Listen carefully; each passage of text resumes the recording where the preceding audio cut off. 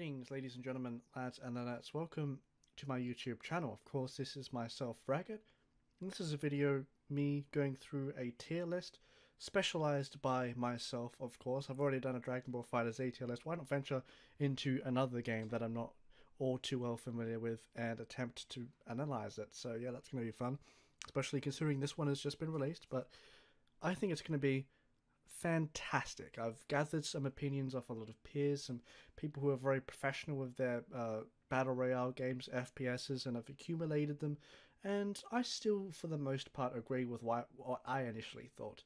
So yeah, of course, do not take this opinion as the gospel. It is my opinion. The game has just been released. It is an initial thoughts, impressions of how these characters interact with each other, and I'm just going to be running through the basics. I can't go through too much advanced analysis because it's only really the foundation of the game that has been laid upon, and there could be many changes in the future. There hasn't been an update since, so yeah, let's get into it. So, who is the cream of the crop in the tier list? So, first of all, before we go through that, I want to get something up on the screen, my criteria, so you guys would maybe get something to look at whilst I'm enabling my opinion here. So, these are the things that I'm looking for.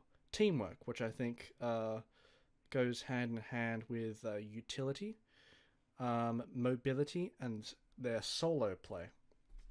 Now let's just explain these three concepts very briefly. So teamwork and utility, of course, this is going to be relative to their abilities, how they can be used, and whether they have the utility to help your team composition. It's a hero shooter battle royale, so when you have abilities combined with each other, synergy could be quite important. Having a smoke screen, having ability to see them through walls, having the ability to go through different places or a portal, these are the type of utilities that are very useful, and that sort of counts, right? Or healing is the prime sort of example I can give there, actually. Mobility. So, of course, this is going to be mostly relative to the abilities that they're given, that it's easy to travel with, or you can assist your teammates in that regard. So it's a little bit in relation to the teamwork and utility category, but it's more specified and breakdown into category. Different characters do have different types of movement speeds, but I won't be taking that too much into account. And solo, actually, I'm going to add one more here. Early game, late game. So solo is how they operate by themselves, so the last man standing of the, not with the squad. How exactly efficient are they? Are they at what they do, without having the necessary, support behind them with the team composition? Can they function by themselves properly? Early to late game. This could be a little bit of a surprise to most of you guys as to why I would add this in, but I think it is quite important because you have certain heroes in the game that their abilities are way better in the early game, and their abilities are way better in the late game. Maybe in the mid game they fall off. This is something that a term would be very familiar in MOBAs, but I feel with the ability usage in this game and how you can interact with a lot of the positions and the manipulation you can do with your given set abilities, there are some that are more useful than others in different types of the game. And once we go through the different characters, we'll go through the sort of criteria, and we can elaborate that, and we'll say why this character would be so good. So with that all said and done, let's get through to the tier list. We're going to have this. Just going to probably minimize this and put it up here. Okay, so S tier. Who do we think is the absolute best in this video game, Apex Legends? Now, for me, after doing some research, after asking a bunch of players who play the game a bunch,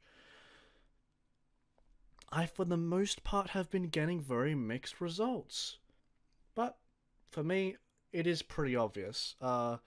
When we're looking at a character that just has fantastic teamwork and utility, uh, doesn't have the best mobility, can operate quite well solo, and always is relevant towards the whole game. I don't think you can really go past Lifeline here. So we're going to be putting her in S tier. Now, the reason why Lifeline is so important is because she offers something that the rest of the cast don't have. Sorry, I just minimized my criteria. Now, of course, she does have the ability to heal quicker. She has the ability to get a heal drone, which is probably one of the most powerful abilities in the game because, it's a way to make the game function more consistent in a battle royale. And it makes your resource management a lot easier. Maybe you don't have to carry as much medical supplies because you have a lifeline on your team, and when that drone is up, you can just say, hey, we're going to grip up on lifeline and we can heal up. It's AoE as well, so that's fantastic as a default ability. You don't have to stack up on 40 syringes and have them cover 3 of your inventory slots. You get more slots, and you just don't have to have that moment where you're like, oh, I have no meds. I'm gonna die the next fight because I can't find any medical supplies. Lifeline truly is what her name intends to be. She is a lifeline of your team. Now her ultimate, it's okay. It's not the best. Um, it's not a win more ultimate. It's something that's pretty good from behind, and you always will find like a reasonable use for it for at least one person on your team majority of the time. But when you're decked out, when you're going into the final engagements in the late game, you're mostly hoping for like medical supplies or shields, because by that time, I think for the most part you'd have like the armor and the necessary equipment to press forward and try and take that W. So late game it isn't as relevant, but the early to mid game it can be a very impactful ultimate, and she does operate quite well on herself as well, because her heal drone of course can heal herself. So if she's pressed in like a king hit battle at the beginning of the match, or you guys have really bad weapons and you're in a sort of exchange duel, the drone can help sustain you through the battle and you can re-engage afterwards. So it operates very well as a self-sustaining tool as well as an AoE sustain tool as well. So it's a fantastic ability. Healing drone is amazing, and she as a character works very, very well. Okay. Are there any characters that belong on the same tier as Lifeline? I'm thinking about this right now. I think you could probably make a debate for that. But I think this man could come here. We have our boy Gibraltar. Grandfather was born in Gibraltar, by the way. Shout out to him. But Gibraltar, he is a really strong character too. And the reason why I think he's a strong character is because the way of the game is designed currently. Let's get our criteria back up. We keep on moving that. Let's look at the teamwork first. This guy has absolutely phenomenal teamwork. His shield is amazing. Why is it so amazing though? You can't shoot out of it. So how is it effective for you to get the shots in and try to sustain through these battles if it looks just to be like a store? I disagree with that. I really do. See, the thing is, his shield, his bubble shield, is the only thing in the game that can block you from artilleries. Now, it so happens to be that 2 of the characters on this roster, in this chick over here, Galore, is that a no, not Galore, it's Bangalore, there we go, and Gladiator himself have airstrike abilities, and he has the only ability in the game to block that. Now you do have mobility spells as well that you could use as well, but in terms of keeping your great position, in terms of sustaining through the battle, his shield is fantastic. But why am I rating this guy so high? Why am I rating this character next to Lifeline, who I think is nearly a flawless character? The reason why I think, hello Evo, the reason why I think this character is so strong is because the synergy with Lifeline is fantastic. Out of all the characters in the game, this lad Gibraltar synergizes the best with Lifeline. Why does Gibraltar synergize so well with Lifeline? Because when you're in a situation where you're pressed up, hard against the fence, back up against the wall, your character is down, but you have a Gibraltar and you have a Lifeline on your team. What does that mean? You have a fantastic defensive option in getting a teammate back up. You have Gibraltar's shield. You have Lifeline's drone. These two abilities in conjunction are so ridiculously strong together.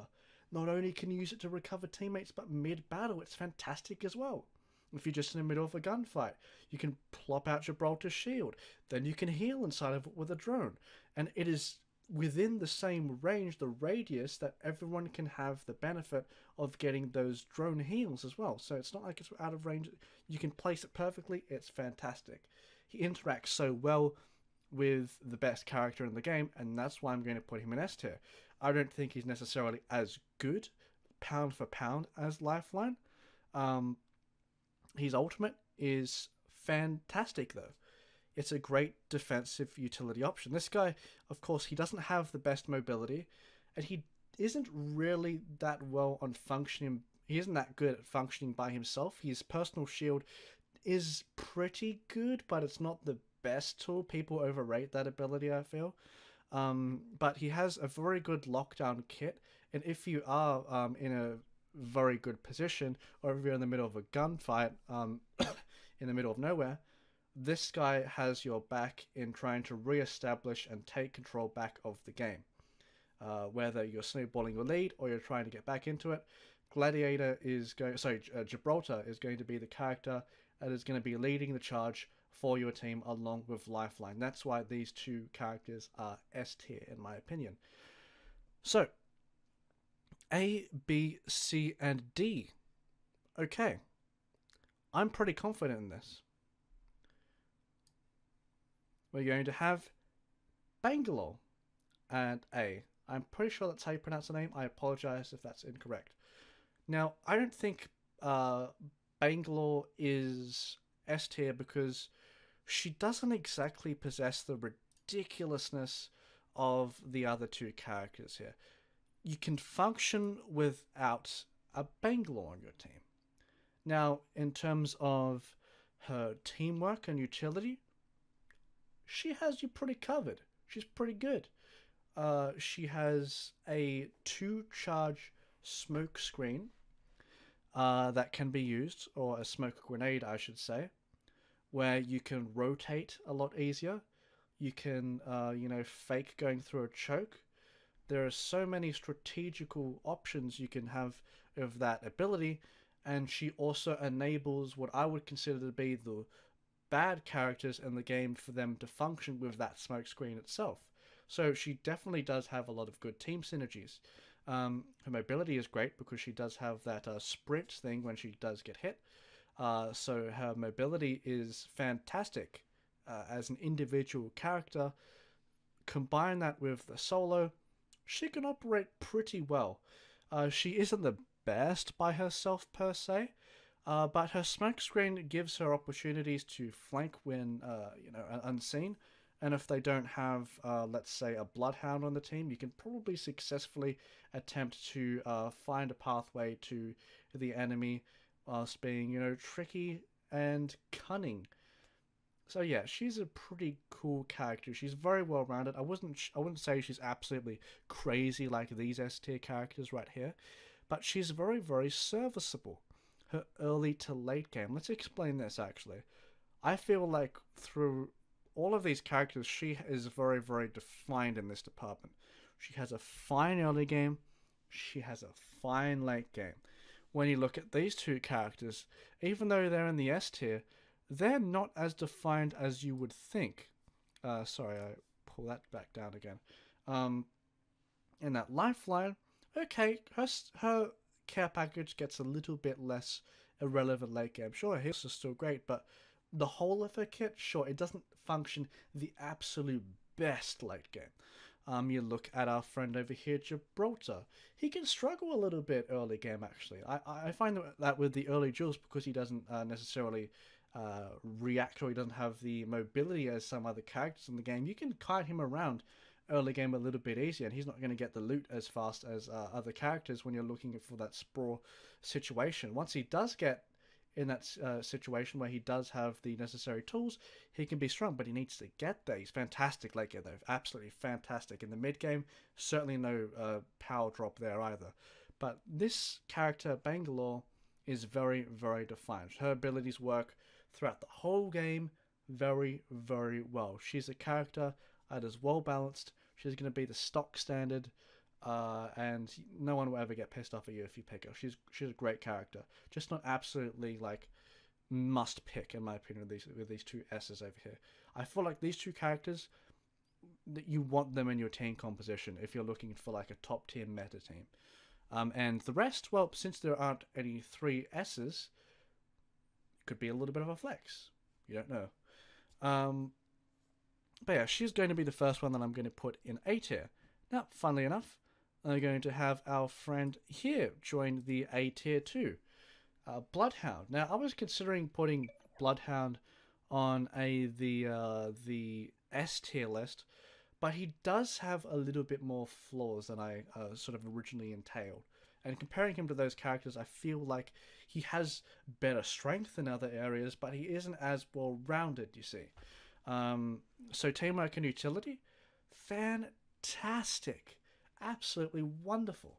This guy has fantastic teamwork and utility because his vision enables you to scout areas that you can't really have scouted before, or you can, but it would be a lot more risky. So just pressing that Q button on your keyboard, boop. Hey, I know where these guys are now. Can we engage this? Can we disengage this? You now have the information in order to make that play. That on its own can warrant an S tier slot. I think Bloodhound's really strong. Now, in terms of teamwork and utility, tick. I like that. In terms of mobility, tick. I think it's pretty good. He doesn't have a default ability buff like some of the other characters. He has to use ultimate in order to grant himself mobility. But hey, once he does have his ult, it has a relatively short cooldown as well. It is absolutely crazy, which we can get into in a little bit as well with the early game and late game, because I want to connect this all up. Solo.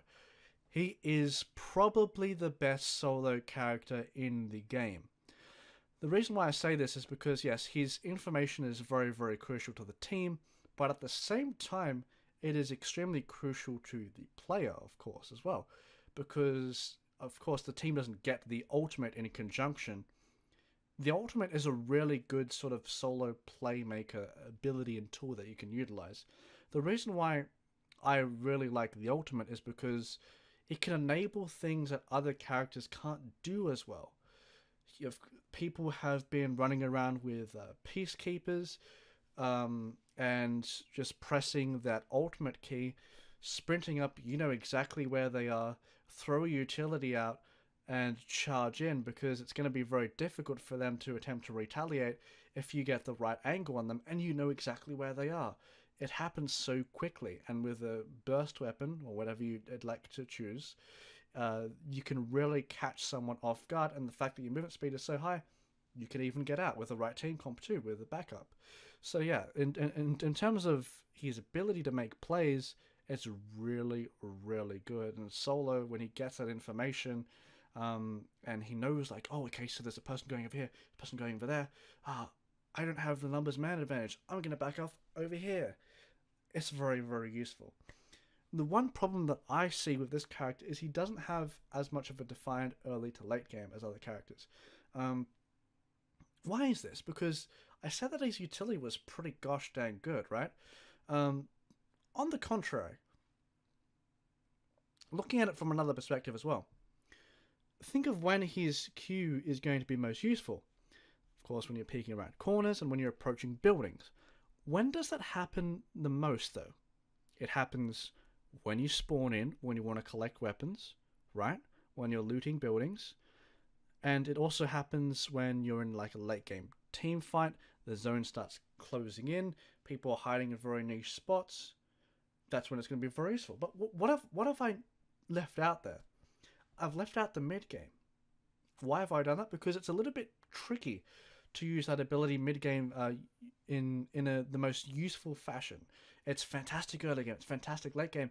The mid game, it does have a little bit of a power trot though. It's not bad, but it's not the best either. So he does have the sort of problem that Lifeline does have in that regard, not being consistent. But Bloodhound has strengths that would benefit himself a lot more as a character.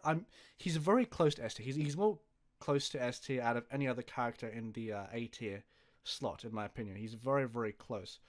But the fact that he does have a mobility spell on his ultimate as a character that is sort of supposed to be more of a carry character can be a little bit of a weakness. It does charge reasonably quickly, and the fact that he doesn't have the best sort of power curve compared to some of the roster as well makes him not the absolute best in the game. But yeah, he's pretty goddamn strong. He's the character that I main, by the way, for reference. So yeah, he's a great character. But I don't think he matches up to like, okay, I'm going to have a shield that blocks absolutely everything, and I'm going to heal and make you not have to get items. He's not that strong. He's goddamn good at carrying, and he can give you the information, but he doesn't have like a sort of overbearingly overpowered ability that makes you sort of cry and adjust the way you play the game. But his vision thing is very close for that. Very close in that sort of realm. Does anyone else deserve to be an A tier?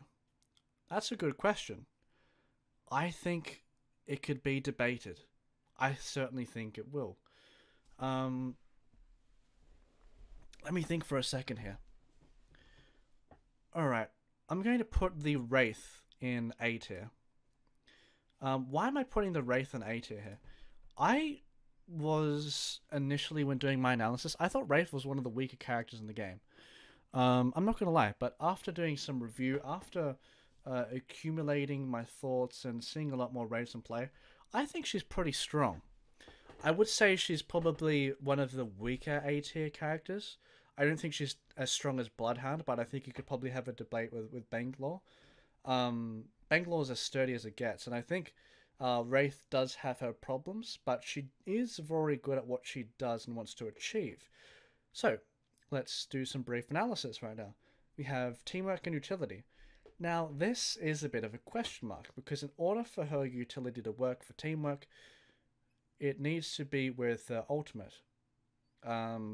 She also, I mean, it would count as utility, sort of, that she knows when she's getting aimed at, so that's sort of cool. But her portals are where all of her utility is at, and it's a pretty useful tool, I think. I think it's a pretty useful tool.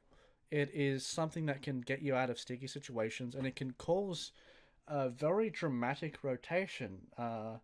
If you're in a scenario where, okay, someone's on really low health, and you don't want to risk them going out, hey, I have a portal. I'm a really fast character, and I have an ability that makes me phase shift and go invisible. I'm gonna put a portal right where you are. You just wait here in the shelter, and I'm going to portal you out of here. That's very useful. Or if you want to do a very exaggerated flank, of course, this is sort of how Bloodhound works, but in a more team-centric manner, in that you're using a flank path with burst weapons to get close to the enemy, but you can do it with the whole team instead.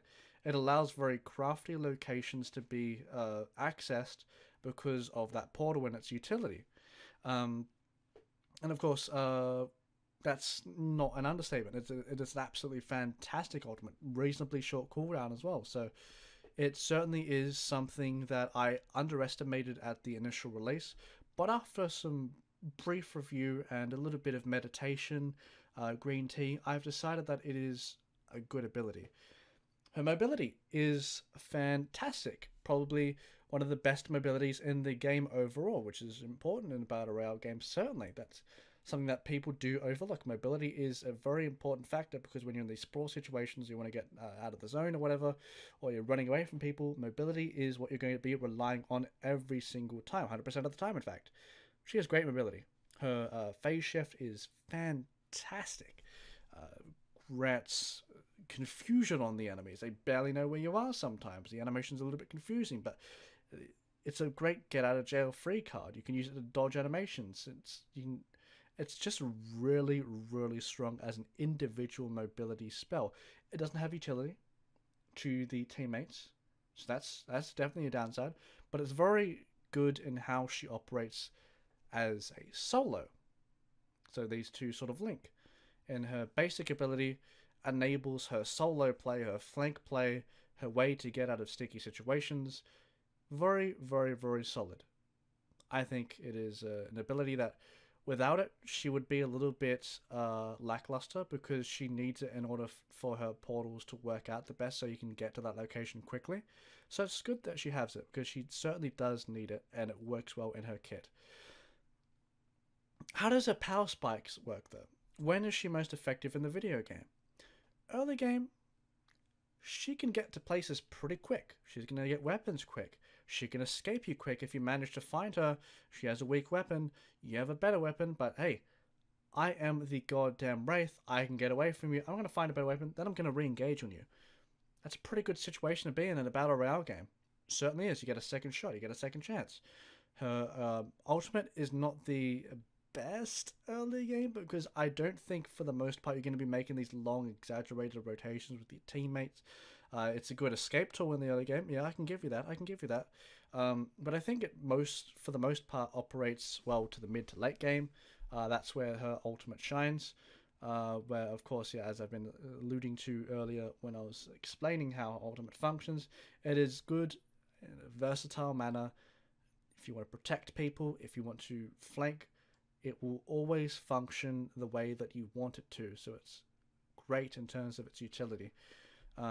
It's not exactly fantastic utility like these two characters because these two characters have mad bonkers utility on their default abilities. It's crazy. Her utility comes from an ultimate. Sure, it's short cooldown. I'll give you that. But these two characters' default abilities, you could remove their ultimates. Well, yeah, you could remove her ultimate and she'll still be played. You can remove Gibraltar's ultimate. Okay, that's pretty bad. But man, you remove her ultimate, it's like, okay, why am I picking you? It's a pretty useful part of her kit. So yeah, this is why I'm putting her at A tier.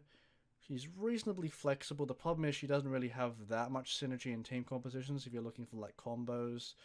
But she does enable flankers. I think she's like if you want like a really aggressive team comp that has a bunch of mobility, she can be paired up very well with Bloodhound, I feel.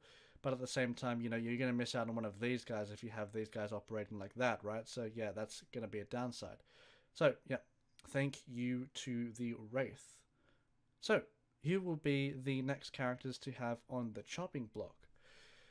Wow, this is a very difficult one for me. Who's bad? Who's bad in this video game? We have 3 characters and 3 tiers. Are we going to separate them all? Find out next time on Racquet Z. That is my Twitch, by the way, if you want to check that. I believe I do have the Twitch overlay up right now, but it's symbolism so that you should subscribe to me. Let's get back into the tier list, though. So we have 3 characters remaining. We have Mirage, Pathfinder, and Caustic. So, how do these characters function in this current game? Where do they belong on the tier list? Now, this is very difficult for me. This is very difficult because for me, these 3 of these characters are definitely worse than every other character in the game. In terms of how I would spread them out, that's going to be very difficult. Do I have to have them in each tier? I don't know. I might fill them out. First things first, how do we determine which one is the best out of these three? Let's take Caustic, for example. Caustic is a very unique character. He has something that a lot of other characters don't have in this game, and he achieves zone control. When you want to lock down an area with damage, when you have the utility of your smokes, not smokes, I should say, gas proccing, this guy can actually do pretty well. The problem is your teammates can't see through the gas. Only he can, so it can get annoying for your teammates at some point. At some point, so like if you have a Bloodhound, it's fine, sure, but how often are you going to have a Bloodhound on your team every single time? You have to build that synergy, and you have to have them paired up together, I guess. His ultimate's quite good. I think his ultimate's very solid. The problem is it's not the best sort of like. If I wanted a cool AoE ultimate, I would not pick Caustic. I would not pick Caustic whatsoever. If I wanted a cool AoE ultimate that did a lot of work, I would pick, hey, Gibraltar. I would pick Bangalore. These two characters have a huge range that they can benefit off in achieving an offensive attack or a defensive hold. They have endless uses for the way that they can use it, and it has the opportunity to knock people out. It just does a bunch of damage for the both of them. Gibraltar, hey, it's not bad. I'm not going to say it's a bad ultimate by any means. Because of course he does see through the smoke or the gas. So let's pull back our criteria so we don't get too off the rails here. So teamwork and utility, I think is pretty bad. His poison doesn't do the most damage. You can realistically just walk through it. It doesn't do enough damage to really worry you. So if you do end up seeing one of his poison things, it should be a threat, but it really isn't. You can shoot it deliberately and walk through, and just sprint towards him and be like, okay, that's cool. It doesn't do enough damage for you to really be that worried for it. And that's like his main source of utility because it's a form of zone control, something that we'd see in MOBA games, right? Planting traps and trying to isolate your opponent or force them into a location where you would feel that the battlefield needs to be. So if you're trying to hold a point or a section on the map that you feel is very valuable, these type of abilities can be useful, but it doesn't do the most. It's not like an explosive claymore or something. It's a slow... I forgot the... It's a slow DPS ability. Damage over time, there we go. Damage over time ability. That doesn't do as much as I think it should. You could probably adjust the numbers. It does stack up. So yeah, I guess there's that. But man, it's not the best considering the sort of lackluster in his other departments too. Mobility, he has no mobility whatsoever. He's a tanky character, which is bad. Solo, he can operate solo actually. I think his solo is pretty underrated in that he can cover his ass okay, because if he's faced in a situation where, okay, there's two places where these enemies can come from. Can they go left? Can they go right? I can put trap over here, trap over there. The thing is with the traps, the unique thing is by himself. He can of course see where they are. Teammates can't, but by himself it's very good because if we have a situation where they decide to charge through both doors, he knows exactly where the enemies are because of his passive, right? So you can work around that very well. They can't see where you are perfectly, but he always will have the better vision in that scenario. Of course, your teammates won't, but you can probably ping them anyway and tell them. And of course, with the Bloodhound analogy, he can operate very well in that situation too. He can work solo alright. He's not a bad solo character. But he also benefits really, really much with teamwork. Like, for example, Bangalore with sort of suppressing the gas or the smoke and enabling you to go through areas to hide certain things so that people would get in and get trapped. So you do have like pretty niche synergies of Caustic, but I feel like if you're investing that much into him, man, you're not getting as much as I would feel if you're constructing this team comp around him. So it's a little bit lackluster, I think. So this is why he's not with the big guys of the group. That's pretty much it about him. He's like, okay, but he doesn't do anything spectacularly. We'll put you here for now, my friend Pathfinder. Now, I don't think Pathfinder's a bad character by any means. I just think he's sort of lackluster. I personally haven't played much Pathfinder. In fact, I think he's probably better than Caustic, because, in my opinion, Pathfinder is a worse Wraith. Pathfinder's pretty cool. Just does everything that Wraith does, but worse.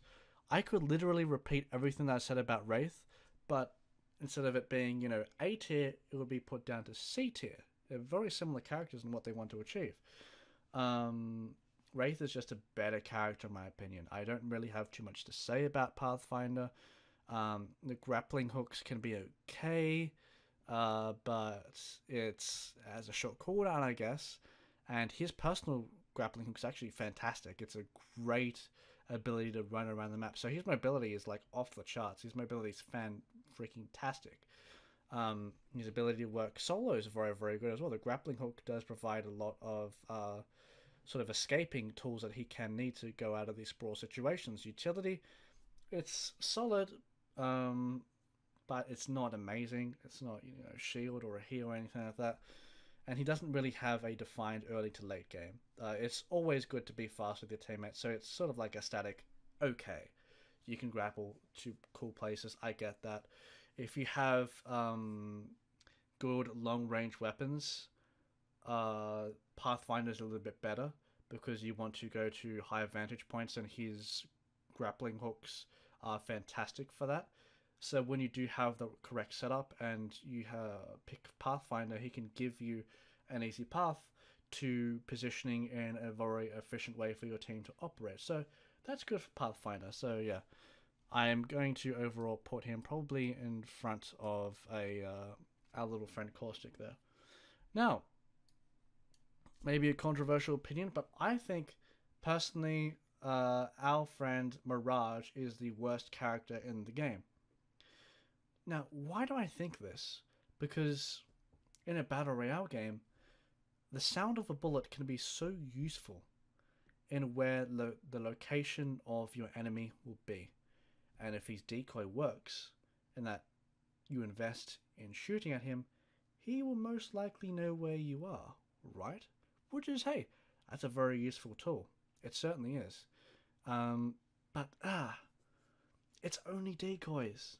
It's nothing else, really. He can escape very, very, very well. I'm not going to debate that with anyone. He can escape the absolute premium escape. In terms of teamwork and utility,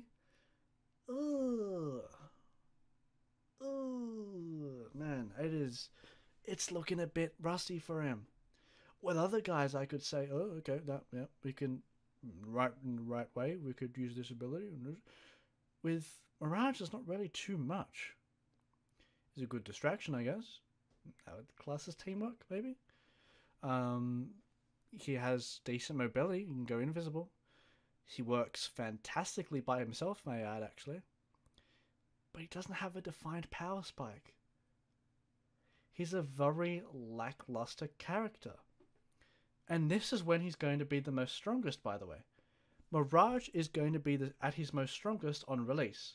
This character will only get weaker as the game evolves, because people will realize when this guy's placing a hologram and when he is not placing a hologram. That is just my 2 cents on how Mirage operates. It's not exactly too... actually, you know what? I'm gonna... maybe I'm not gonna put him up here.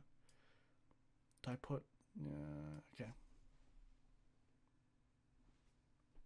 Maybe I'll put you over there. I don't think any characters deserve to be... No, I think you're honestly worse than... It's just frustrating me, fellas. I want to get this right. But either way, yeah. The utility doesn't really pull off. His best attribute is mobility and being a solo character. But look at the characters that are up here. These guys are great solo characters. These guys have fantastic utility. Why would you want to run Mirage? Why would you want to run Mirage? If we're saying a standard meta team comp is we're going to have a Lifeline, a Gibraltar, what exactly does Mirage bring to your team? Wouldn't you much rather a smokescreen? Or if you're going for that individual carry, you can have this guy cut loose. You can have the information immediately there with your Q ability. You can have Wraith to rotate. It is just a question mark as to why you would put Mirage into these.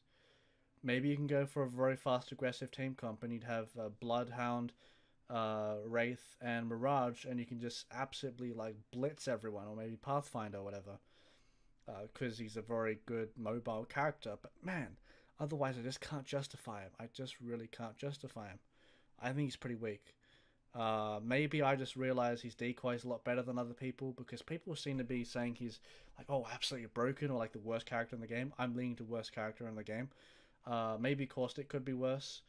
But hey, these are my initial impressions. They could very much change tomorrow. They could maybe very much change tonight, or it's 2:51 in the morning.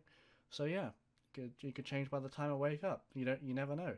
But yeah, it's a very interesting game, and I hope my criteria was reasonable for you guys to follow along. And yeah, don't take this for the gospel. You don't have to, follow me and get angry at shit. You can just have a nice, peaceful conversation as to why you think other characters are better than the other ones in this tier list. This is not a stable. You don't have to follow this guide. You can have your own opinions. I'm happy to talk with people. I'm very, very happy to do that. That's why the opinions are good. That's why the internet is awesome. It certainly is. Voice your own opinions. I want to hear what the other fellas think about this. This is probably the tier list that I would go for. I mainly did it in this fashion so I could fill up all the slots. These three characters, or I would say these two characters, would, for me, and like, funnily enough, the two characters that are the purchasable ones are the weakest for me. And this guy isn't in the same category as these guys, but I don't think he's weak, Pathfinder. But hey, I haven't played much of Pathfinder and Mirage. The rest I've played a bunch of, but man, every time I see a Mirage, I cringe. I'm like, why would I have you on my team? It's like, you're a clown almost. But hey, what do I know, right? So thank you guys for watching this video. Make sure you take care of yourselves. Give a like. Subscribe if you enjoy the content. Take care of yourselves. Again, ×2.